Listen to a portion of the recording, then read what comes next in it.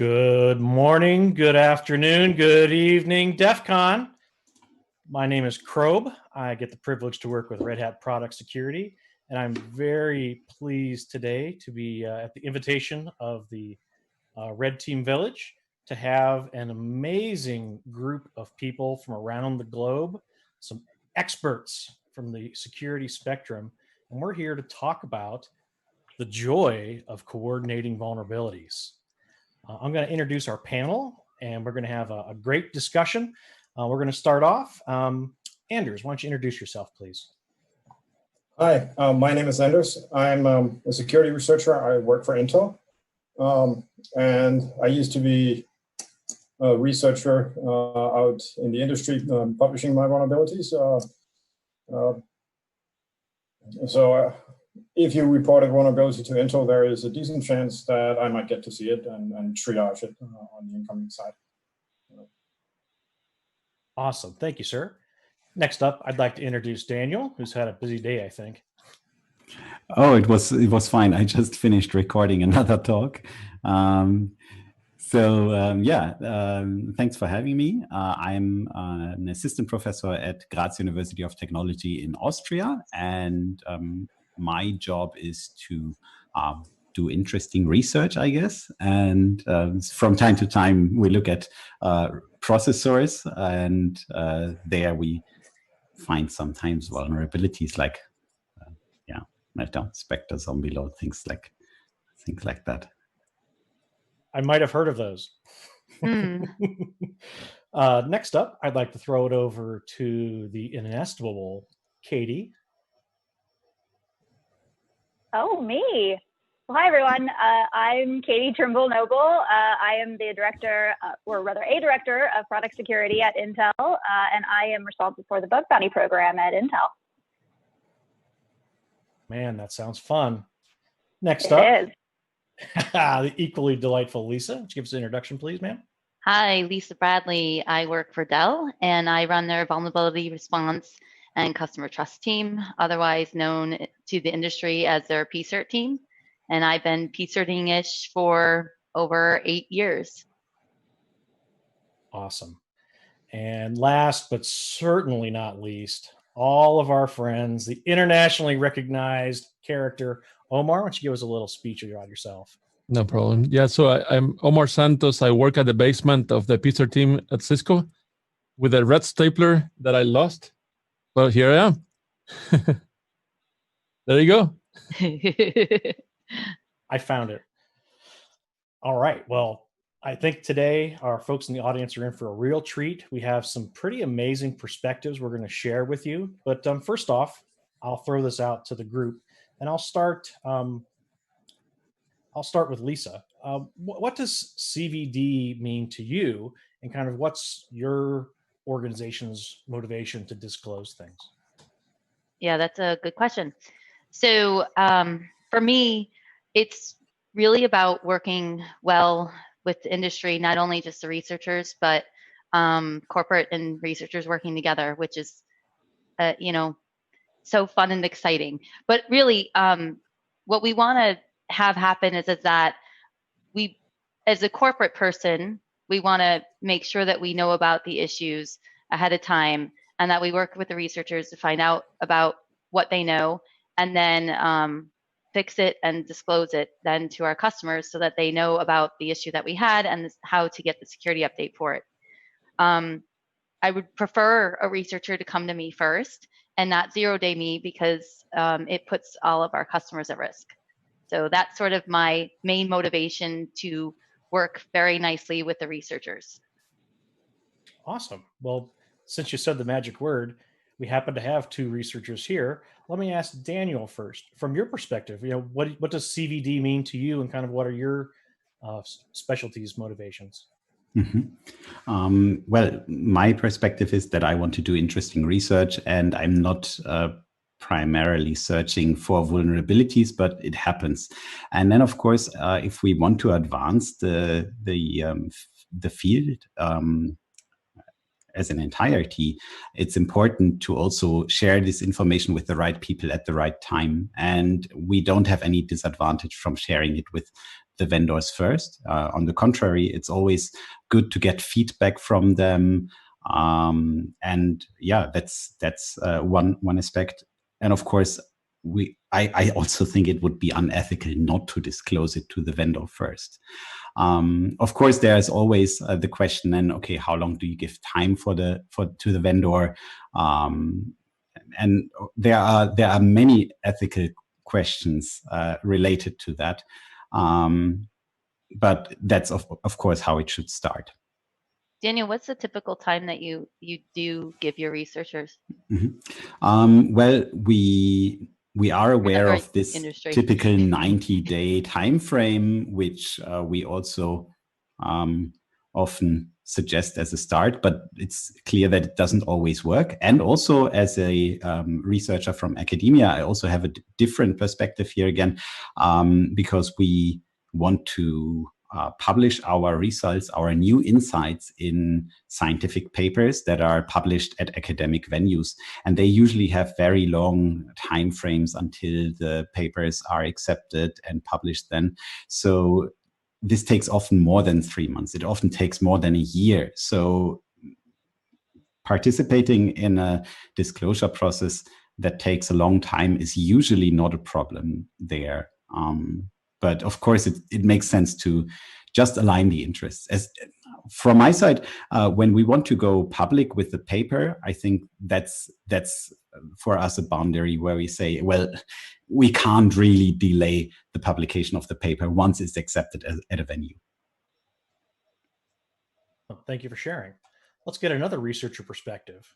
Anders, kind of what do you think about CVD and kind of what are your whether historic or current motivations for disclosing? So I'm a big fan of CVD. So the predecessor form for CVD was responsible disclosure. And that was a really problematic name. And it was used in many problematic ways to accuse researchers of being not being responsible. And CVD is about coordination, right? There is no fixed set embargo length, for instance. It's a matter of working it out between the researcher and the vendor. So 90 days is sort of a typical baseline, but there is no reason why the embargo has to be 90 days, and you work it out. And you do this to protect effectively the end customers. So I think it's very important when you do go out as a researcher and being ethical about it, you have to think about the effects that your disclosure will have. On the other hand, you're obviously it's not okay for a vendor to say, this is never going to be published, right? So in this space, you negotiate how we protect the end customer from any damage coming from this. Obviously, there's very often some discrepancies between what the timelines are for researchers and vendors. Usually we resolve that quite well. But it's also worth remembering that even when there's disagreements, having the coordination is important anyway.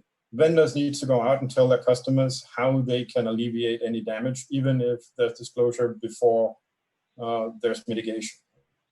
And many times, the process is much faster than 90 days.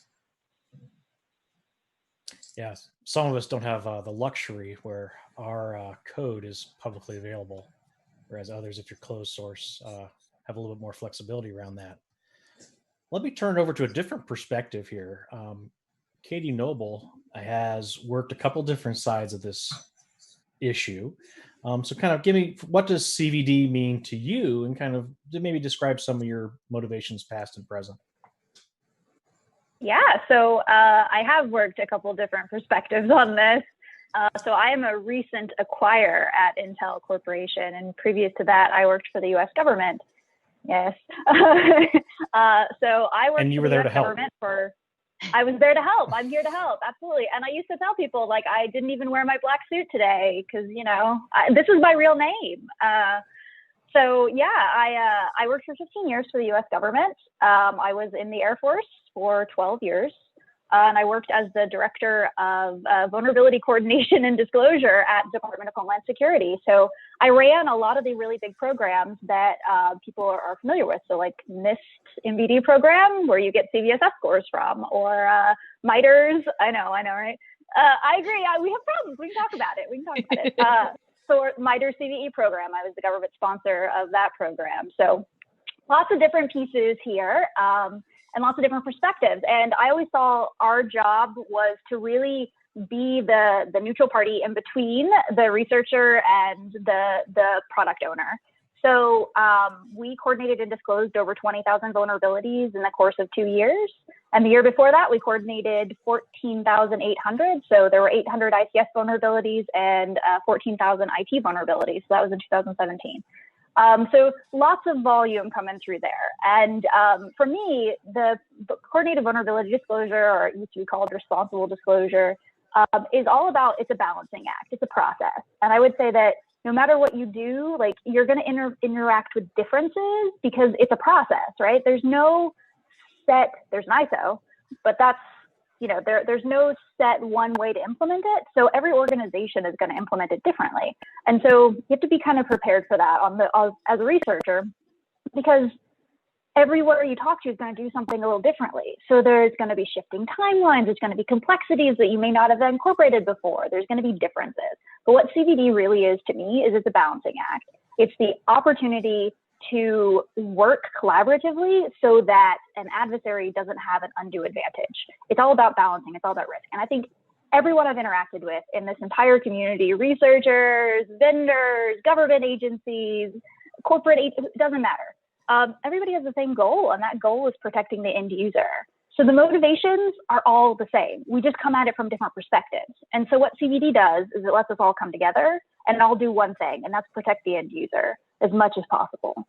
So, I mean, that's my take on CVD. It's all about protecting the end user and making sure that, I mean, the worst thing that you could do is, as a researcher, you spend all this time, all this effort, just going at it, doing the best that you can do. And then if you were to say publish that without giving the vendor a chance to fix it, I mean, you could be giving a roadmap to a malicious actor, and that could just wreak havoc on the end users. And I don't think anybody wants that.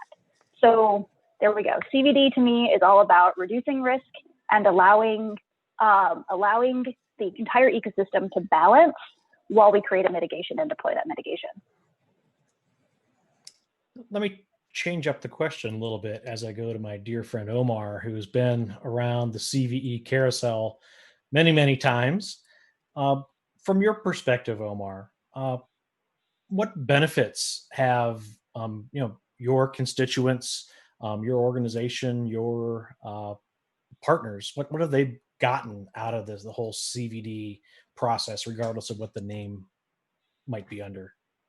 Yeah, and thank you. Thank you for mentioning one thing that is open source, right? Because it's top of mind for pretty much everybody in the industry. And as I talk to partners, as I talk to researchers, as I'm actually talking right now to a lot of folks that are doing bug bounties, literally right now. One of the things that I think that everybody appreciates is, of course, how we have changed, at least in the maturity of all organizations, right? To disclose vulnerabilities and to think about, the implications of the things that we never thought before, right? I will say that 80% in some cases of code, just to put a number out there and pull it out of thin air, is open source code, right? A lot of people actually are, Red Hat, but a lot of people the Open Source Foundation actually last year did a study, and they had it up, it was almost as high as 90%. Correct. So I want to be conservative before people start putting statistics in Discord, but yeah, a lot of our code it is absolutely open source, and whenever it comes to vulnerability disclosure and actually the whole life cycle, right? So if you look at it, whenever you find a vulnerability, And in some cases, whether it's through a bug bounty or you're an academic researcher or whatever the case might be, you have to think about what else does it affect, right? Does it affect more than just that one vendor that you're looking at or that product and so on, right? Because in some cases, that's the trigger for coordinated vulnerability disclosure. And basically, at the end of the day, and I just saw a picture that made me laugh, so I'm losing my train of thought now. But at the end of the day, you know what? I'm going to close Discord. This is crazy. So at the end of the day, whenever it comes to vulnerability disclosure or coordinated disclosure, it is that, right? It's actually be able to think about what is actually the problem. How can we fix it across the industry? Because we actually have a lot of dependency on upstream providers, downstream vendors, what we call defenders, which is actually the security, even though they can make money, right? Security products and so on. But those are the tools that we use to detect the vulnerabilities. If they're being exploited, what are the indicators of compromise? So it's a big ecosystem that a lot of people actually don't think about, right? That behind the scenes actually takes place, that at the end of the day, they just look at it one CVE, right? One ID, right? And believe me, there are thousands of them, out there, as you know. And because of that, we have to actually we have to get mature, right? So we have to get better processes in place so we can get information exchange about vulnerabilities. We have to get more people to be transparent about vulnerabilities and not just hide them up, under a rug. And at the end of the day, the whole ecosystem is to protect consumers, right? To protect us, to protect technology, to protect the internet, right? So that's the thing that I'm actually seeing. I wanted to highlight, a few things related to open source that you have to think about, right? Things that actually, go behind the scenes. Yeah, it's interesting that you talked about working with others.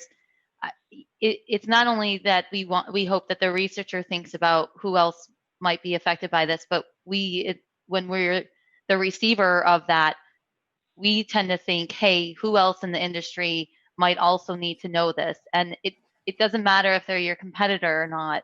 You want your customers protected. So we've been seeing a huge growth in industry collaboration due to all the discovery that has been found by researchers. I guess I'm sort of curious because I was thinking with that, but everybody's under usually an embargo beforehand before it goes live. So when you're the researcher and an industry person comes to you and says, hey, I think you also need to tell this person, this person, this person, are you usually okay about it? Do you, yeah, I see Daniel nodding his head here. Yeah, right? Definitely. Yeah, bring the right people into the party. But CRob, I know you're supposed to be a moderator here, and I'm taking over that part. But I know, you usually talk about who to bring in and why to bring people in quite well. So I was thinking about you. Well, thank you.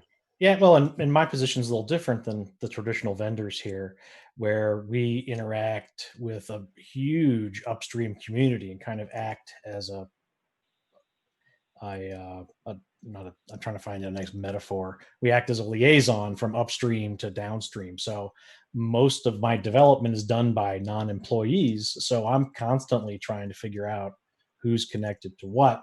And we found this problem that might be in one library, but we know that library also got packaged with these other binaries. So we need to go notify X, Y, and Z, and that gets embedded in other vendors or just kind of across the cloud, for example. Let me, continuing on with the benefits of CVD, let me ask our two research friends here, from your perspectives, what have you seen as kind of benefits of working through this coordination process? Either Daniel or Andrews, either one of you. I think the main benefit is getting the coordination, right? It's that once you as a researcher gets into coordinated disclosure, you're working with professionals that do this all the time. And that can help. We have these ecosystem problems and supply chain problems. Nobody knows what a hot products end up being used at or where it even is. But there is some control people know each other in the industry. So if you ask a PCERT person if he knows the PCERT of the competitor, you can be very sure, and they actually do work together. So when somebody reports a vulnerability on an Intel CPU, we typically go back to the researcher and ask if it's okay for us to share it with AMD, which it's typically is. And this is the stuff that you get as a researcher. You get access to that ecosystem of PCERTs that really do work together. Mm-hmm. That's a real large benefit. It wasn't that way back in 2000, where researchers were a nuisance. Researchers are considered beneficial to the ecosystem. And you also feel that when you disclose an issue. I disclosed an issue to Microsoft. When was that, Daniel? 2 years ago now? Yeah, 1.5 or 2 years. Yeah, something like that. Mm-hmm. Microsoft was so kind to make us part of the process for mitigating this. Right? Yeah. And that can be a really interesting thing. Obviously, it's optional if you want to participate in something like that, but it's a learning experience and it's good fun. Mm-hmm. Yeah, definitely. So we always appreciate when we get in touch also with other vendors that we didn't have on our radar at first. And usually you get also the better connection there, because very often through the PCERTs you get direct contact there, a direct person, an email address to a person, and not just an email address where it might be difficult to get a response at first. Agree. But I guess your point is that you still we almost all in the industry have an email address though. So it should be pretty easy now, I think, of researchers to be able to get a hold of somebody, I think usually secure ad or PCERT ad or security ad. I mean, you take a few guesses and you're probably going to get it. Yeah, if you get a response to the emails you sent there, right? Yeah. which is not always the case. We're working on those other, those with those companies to teach them. Yep.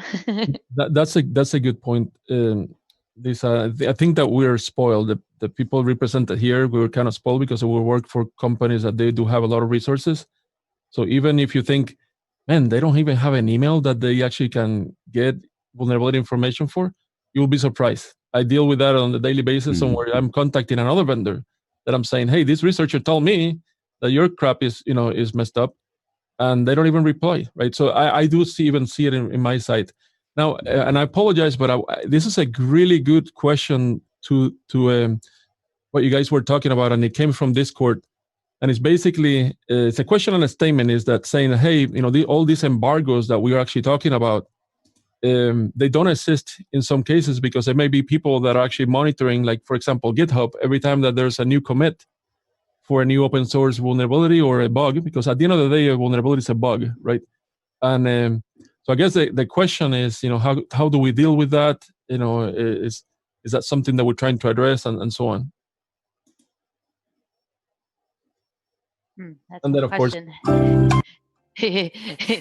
I would, I think, they're right, is oftentimes we may potentially have to put out a fix or a prefix in order to get ready for something that's coming up.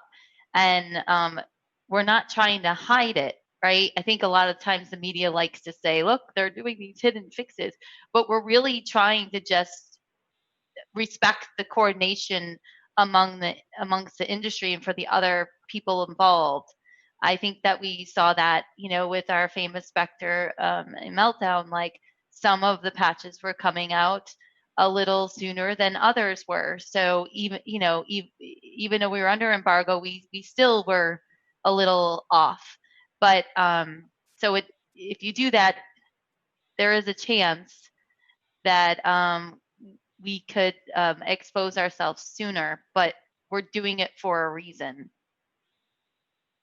Yeah, and most of the question was, mostly around open source, right? Because there's a few things that we cannot control, right? So if right now which actually we have done. We put a bounty, like for example, for NTP, right? And we had and I can give you somewhat of a real life kind of experience. About three years ago, we were looking at critical infrastructure that is open source. And whenever I say we, the industry as a whole, right? The companies represented here, Facebook, Google, a whole bunch of them, right? So, and we said, can we give money, right? So can we solve this with money by, providing a little bit more resources for, I don't know, Linux Foundation and so on, right? And then the other time is, can we fix help fix some of the critical infrastructure that everybody's using? And of course, this came because of the conversation of a Heartbleed and so on. Yep. And one of the components that we picked was NTP, that's still developed by two guys, right? Most of the time. And NTPD I'm talking about, right? And pretty much everybody uses that, right?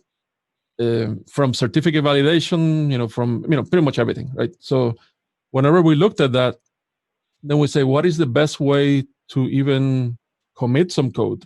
If I'm fixing this bug, people are going to be actually looking at it. Like right now, reverse engineering is a loose word because you have the source code, so you don't have to reverse it. You just have to pay attention and then develop an exploit from there. So those are the type of things that within vulnerability coordination, we're actually trying to attack, right? So we're trying to actually get modernized as well, right? So we talked about, and Katie, you can talk about this, right? But CERT, right? Different organizations that actually help coordinate. We're creating different tools so we can communicate better with researchers, so we can actually accelerate disclosure. And at the end of the day, just patch the stuff that is broken, right? Yeah. I don't know if that makes sense, but I wanted to highlight some of that. CRob, yeah, I'm sure. I thought you were going to jump in, the open source guru. We'll let Katie go first, then I can talk about hats and stuff. Yeah, I think from kind of getting multiple perspectives on the different parts of the ecosystem, I think that everyone is kind of trying to evolve. And so we talk about like sharing information on PCerts, and you can bet we all know each other. I can't tell you how many chats I'm on or channels. I mean, I think I probably have at least 10 or 15 PCert channels that I monitor. Like we all talk to each other. And that's for the good of the community, because the fact is that our products are so integrated these days that one vulnerability may affect all of us or may affect so many people, and you don't even know where those things are. So like I go back to the VxWorks and Wind River vulnerability that came out last year. Like those products are so overly integrated. And I was still at Homeland Security when that particular vulnerability was published. And we had to go back and try to get people's the company had closed. And so we were trying to call people who didn't work there anymore and say, hey, who did you license this to in 2002? And they're like, I don't know. And so, but you have that like interconnectedness here. Everything is relying on each other. And I think that that's something that everyone that I know in the PCert community has recognized, that we have to evolve. It's either adapt or die. That's the truth of pretty much any sector, any business, any lifestyle, any organism, adapt or die. And so I think that we have, for the most part, like Omar said, we're pretty spoiled. We all have to be part of companies that are, or organizations or affiliations that are really dedicated to doing this work and to trying to make the ecosystem that we all live in better. So, I mean, CERT, we talked about that, the CERT Coordination Center out of the Software Engineering Institute in Pittsburgh. Those guys are great. They've created a new portal called Vents. And what that does is that helps eliminate some of the time delay in between. So we all know communicating via PGP is hard. When I took over that program a couple of years ago, I know, right? We're still running on Lotus Notes. And we had a Perl script that we used to do multi-PGP messages because email PGP is hard, right? And so when you're trying to coordinate up and down the hardware stack, it's complex. It's not as easy as it may seem. And then just that communication, how long does it take to send and receive a message, was amazing. We calculated it out. We were like, we're spending an enormous amount of time just trying to communicate with people. And so they created a portal called Vents to kind of help with that. It puts everybody in one place so that there's the ability to communicate faster. And I know a lot of organizations are doing that kind of work. So portals that help eliminate some of that lag in communication. Yeah, send this email like late, send this email Keybase late. has been used very heavily recently. And it's been a huge help. And the last thing that I was involved with, the researchers were right in there with the industry folks who were trying to fix it. And it was an awesome collaboration and communication in there. And everybody was on board helping each other. It was pretty cool to see. I think it's really, we've grown. You know, Harpley was the first time that we had to grow, right? And we had to learn and we had to chip in, like the Linux Foundation, like Omar was saying. But then the next learning experience we had was Spectre Meltdown. And I think that's really brought the industry just even a step closer in it, and are figuring out like, oh my God, we're not alone. And you got to stop this I'm your competitor thing and just cut it out and talk with each other. Yeah, I remember I worked Spectre Meltdown on the government side. So I was responsible for the office that did the mission management, I know, on the government side. And so I remember trying to communicate what speculative execution was to, you know, congressmen and government employees. And I remember my mother asking me, she's like, what is this meltdown thing? And I'm like, oh my God, when my mother knows. That was Harpley. My mom was asking me about Harpley because her bank account had the little, you know, thing in the front on it. That's a saying, you know, some of the hackers that don't want to come to the company, think about when your mom might be affected. Like I have computers. She might have a Dell computer. You come and talk to me first, please. Yeah, when that's my litmus test. When my mom asks me about this, my mother is 75 years old and she doesn't know how to spell computer. This is recorded, Katie, remember. Oh, I know. I'm sure she's watching you on Twitch. Doubt it. I can edit it too. I love you, Mom. Well, and before we lose the point too much, I have the awesome duty of representing the open source, which is not just one thing. It is many things. And within my community, set of communities, you know, Daniel mentioned that a lot of these big problems that need a lot of coordination can take 90 or more days to kind of get all the ducks in a row. Well, in the open source community, because all of our software is 100% publicly visible, our typical embargo times are less than 2 weeks. Sometimes you're lucky if you get a week. It just depends on the kind of the severity of the issue, the size of the team that's maintaining those packages. And there's a lot of different aspects to open source. You know, open source can be two kids in a dorm room in Boise that have this really great idea and they push this project out and then it kind of sparks interest. But then they might graduate and move on and get, you know, real jobs. They don't have time to play around with this little thing anymore. And then it kind of gets left to a community, hopefully. And then sometimes you'll have really big communities like kernel or Kubernetes that have very mature processes and practices, actually have dedicated security people. And it's just it's a big spectrum. And that's where organizations we mentioned, you know, the CERT, all the certs around the world, whether it's JP Cert or Cert CC, all these are great to help try to find out who's related to this thing, this problem I've discovered.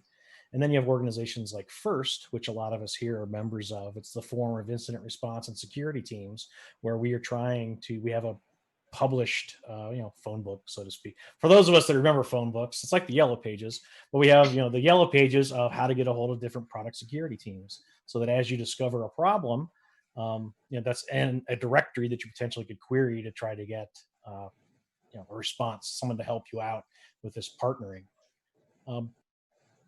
Let me kind of turn this. We're all glad handing and smiles and unicorns and kittens and cupcakes. Let's talk about some of the challenges we've had with CVD. And again, I'll start with our two researchers. From your perspectives and kind of your history, what types of problems as a researcher have you bumped into trying to get a vulnerability coordinated? There's a lot of variance across different vendors. And I wouldn't say that the smaller companies are worse at handling vulnerability disclosures, not at all. Very often you directly get connected there to the right person. But on the other hand, the larger vendors, the larger companies also don't get things right all the time. On the first try. So we have one very recent case where we are trying to where we have been trying to disclose something, and the vendor was not able to compile the thing that we sent, and it had a make file. You just had to run make, and it would run on a Linux machine. But you have to deal with these kinds of problems as well. But on the other side, I think also these vendors, they are in a learning process. They improve their processes over time, and they fail once, and the next time it works better. So I think many companies have been there, that they went through this learning process.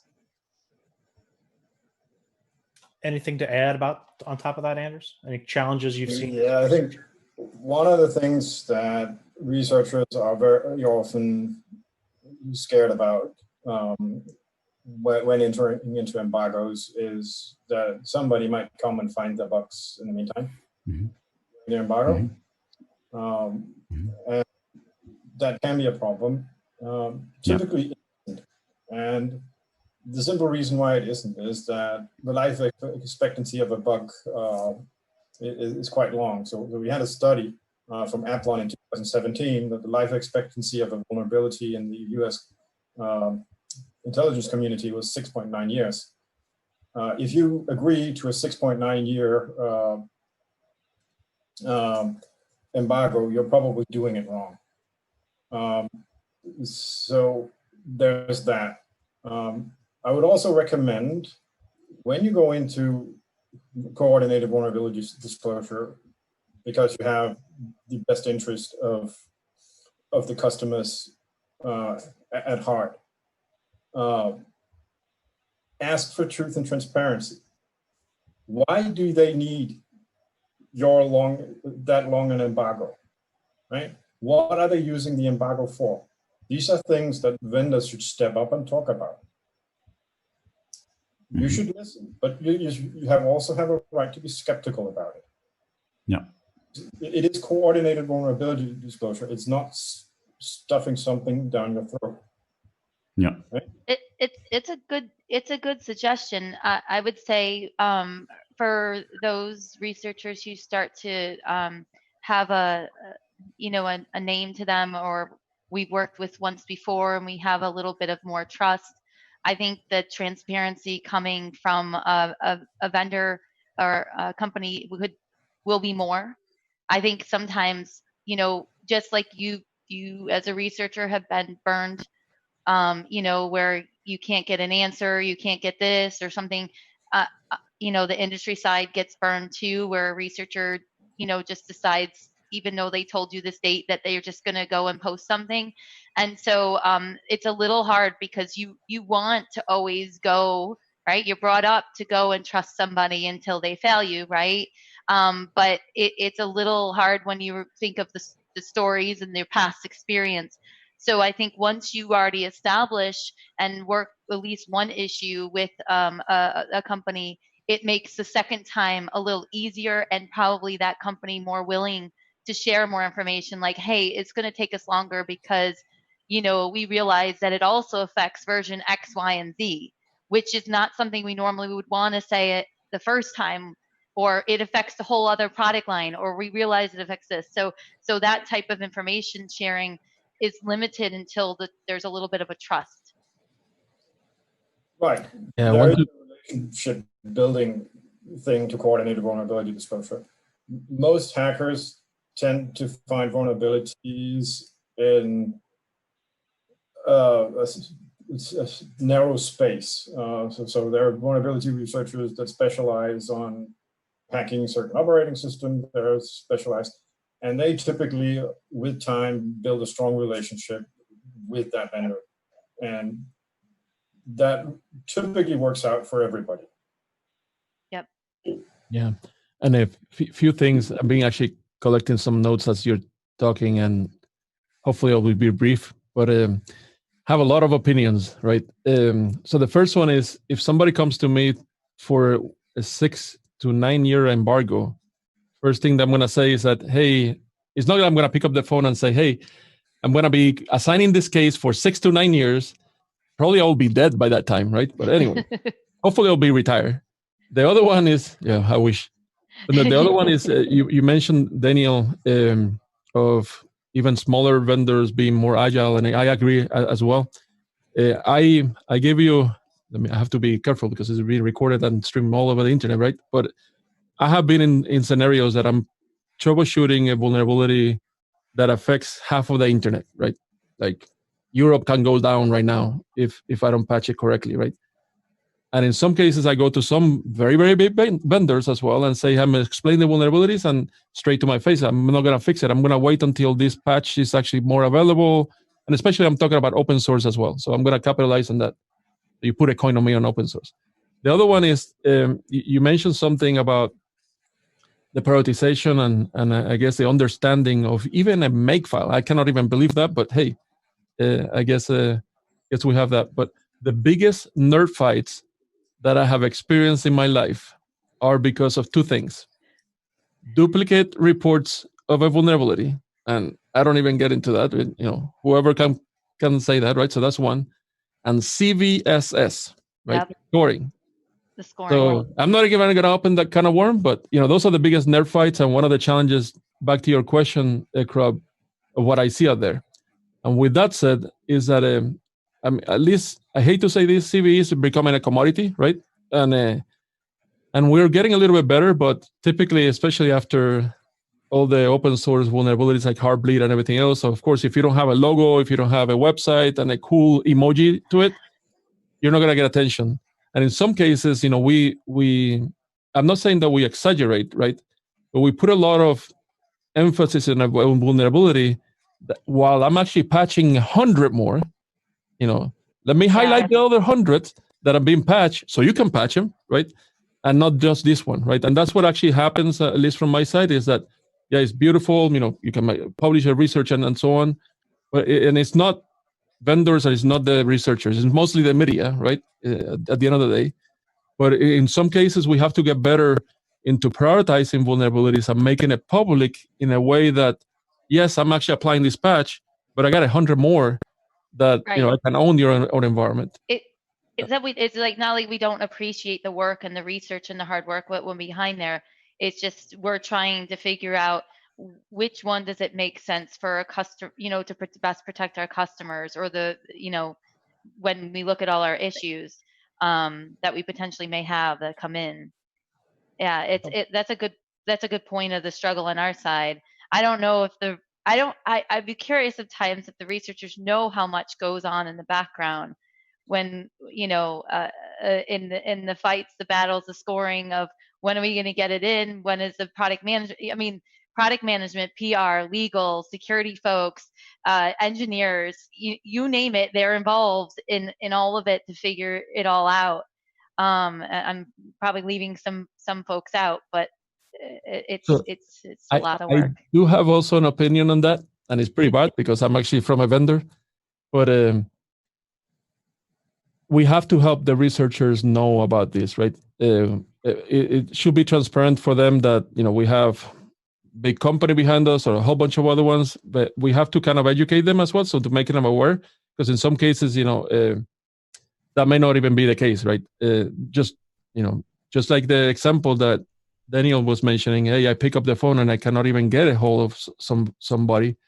That's a big challenge, right? I mean, if we're not even passing that point, forget about educating everything else, right? So the other one is, and we're all kind of vendors in here, except a couple of researchers, right? But you're probably not gonna like this, but if you're a consumer, make your vendor more accountable for transparency, to disclose vulnerabilities, to be actually able to do this, right? Because at the end of the day, if you think about it, yeah, we're vendors, but we're also consumers. I consume Red Hat, right? Many other Dell computer. products. So it's not like one single thing, right? There's no one single ecosystem or one single company.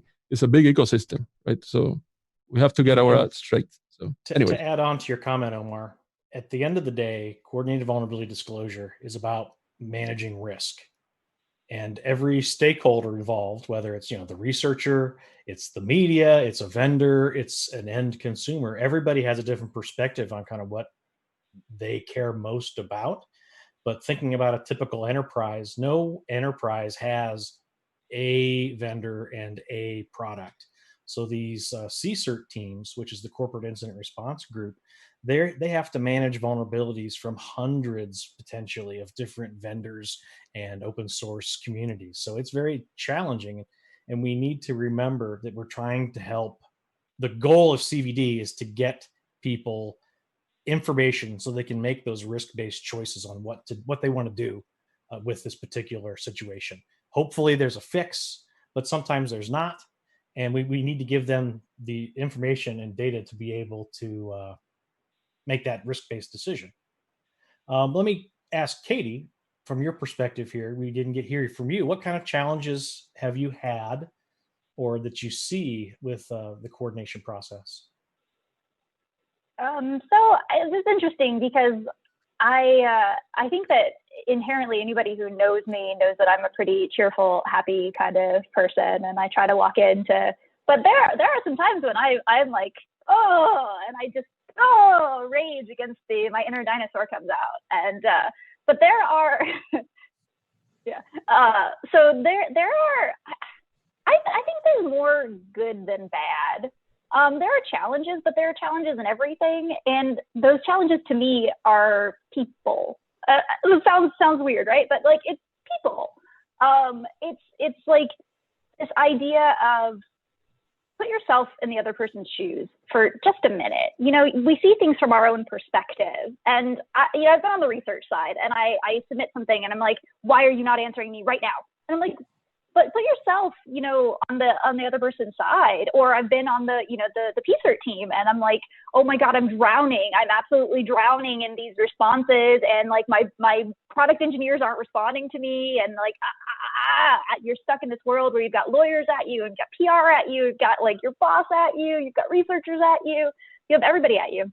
And then you get the government agencies all meddling in there as well. Like, hey, what are you guys doing? How haven't you disclosed this yet? And so you kind of like, there's all of these different pieces, and just put yourself in somebody else's shoes for a little bit, and like, think about like how they must be feeling. Because I know that like we have this anger, and I always go back to like, anger is the physiological response to a perceived or real injustice. Right? So it doesn't mean it's real. It means it's your perceived response. So you have to sit down and say, like, at the end of the day, what's important here? Is it important to be upset about this, or is it important to get this vulnerability disclosed? And so I've seen issues where we have proof of concepts, where I'll have a researcher who has submitted what I call breadcrumbs. And like, if you've got a vuln, just tell me. Just tell me what it is. Like, I want to fix it. I really want to fix it, but I've got 30 other like tickets coming in, and like you gotta help me here. You gotta give me more information. I don't have time to track down breadcrumbs. I want to fix it. Right. So, provide the like, information to you the first time as best as you can, and if we need more, we'll ask. But yeah, exactly. And I've had the problem where on the government side, we have the double-edged sword of. So there was all this push for social engineering training and the social engineering village, right? And all of these wonderful well, as a government employee, when you're trying to call a researcher or call a vendor, and you go through that same 1-800 number trying to reach somebody, and they go, oh yeah, I'm sure you're for Homeland Security, click. Like, that's a real thing. So understand that there are timelines, there are thoughts, there are processes that have to happen. It takes serious dedication. And I think overall, like, there's more good than bad, but there's little hiccups along the way. And I think everyone's going to have that. And if you go into it with a positive kind of, if you treat me nice, I'm going to treat you nice. You get more with honey than you do with vinegar. That's just kind of how it is. So I know that that's hard sometimes to say, like, I want you to go into this with a positive, attitude. But, I think everybody's trying to do the right thing. So give people a chance to, on all sides, like, give people a chance to do the right thing. Yep. So does anybody have any kind of closing thoughts they might want to share with our viewers and the participants of DEF CON here? I think that's great advice, Katie. Anyone else have anything, sage words they I think would this, help? Oh, I this have more. panel, yeah, I'm sure we have more. But this panel is a good testament, though, of how, you know, some barriers have changed, and the way that, you know, things were. Like, I don't fear researchers anymore. You know, I think that if the space has evolved and we all have been learning and educating, and we want to keep learning and growing, and we want to grow those smaller companies in the industry that don't know. I mean, that's what we do as part of FIRST. It's all about educating them and helping them too, because, you know, it's not our first rodeo. And I don't, you know, now that a lot of us have gone through it and know what we're doing, use our advice, right? But I think we've come a long way, and as much as I hate that Spectre and Meltdown came about, I really think it pushed the industry further. So it's sort of like a blessing in the background in a positive way, even though it was a nightmare to deal with. Yeah.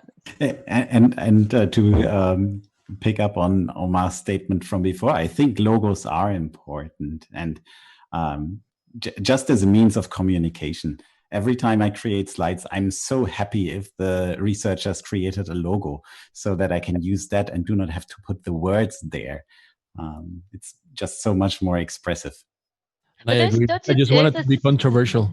Nice. Well, I think there's a sense, though, the problem is that sometimes, because there is a logo, right, it may be that the vulnerability is so hard for anybody to be able to even exploit, but the company has to spend so much time then dealing with it because of the media and because of the customers, you know, not understanding the difficulty, which is why a lot of companies, you'll see they have, you know, like bug bars or things like that to say, hey, even though it's a score, it's really this. And think about Heartbleed. Heartbleed was a 5, though, but we all had to move quickly with it. So I think that's the problem, is just weighing that balance there, is to say, is this important enough to go screw up the whole path of a company when they're trying to fix these other vulnerabilities, if it's not going to be able to easily be exploited? I don't know how we could get that common sense aspect of it in our write-ups, to say, hey, you don't have to worry about this right now, or it's important work, but let us evolve with the work. And I don't know. I think it's part of the science communication there. We have to, in some part, rely on the researchers trying to get things out in a correct way to the media. I do think that that researchers have a responsibility not just to their peers in their field, but also to the general public when it's about communicating research results. And very often we think, when we publish a new paper, whether we should have a logo, whether we should have a website. And in most cases, we don't. And in some cases, we say, well, there we might have one, and it's relevant enough. Whether the media picks it up then or not is another story. We had this one vulnerability discovery where I worked with Anders Fogh on the page caches, where we didn't have a website, we didn't have a logo, we didn't have anything, but the paper just appeared on Archive, and then journalists picked it up and found it interesting enough to report about it.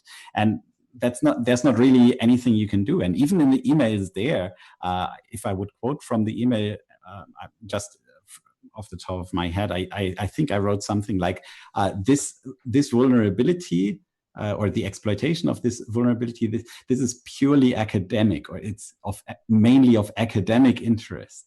Right? We won't see a real world exploit with this. But still, it was interesting enough to report about this. I wonder I'm sure it was interesting. Do you feel like it was just because both your names were attached? I mean, you're building your, you know, you get, the more famous you get, anything you post might be popular. But I'm happy to hear that you said that in the article. Like, I think that's a really good thing. And then it's not just me as a vendor saying that to a customer, it's you as the researcher who discovered it, saying the same story. Yeah. Yeah, usually, so very often we tell the same story, just from the two sides of the medal. That's good. And one thing that I think Daniel's research has proven, and what Omar touched on, is a lot of these problems that people may initially think is isolated really have huge, potentially globally impacting implications because of the interconnectivity of everything. You know, the reliance of open source packages or the reliance on some base level of hardware or firmware. So a lot of times, something that may initially appear simple is very complex and does require, getting people on the call here and a dozen more that need to be able to weigh in to help evaluate what this problem is and help fix it. Any other final thoughts, my little secure corn friends?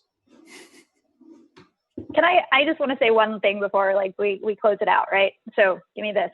So I want to tell you my favorite thing about CVD, right? My ultimate favorite thing. My favorite thing about CVD is that every single day is a treasure hunt.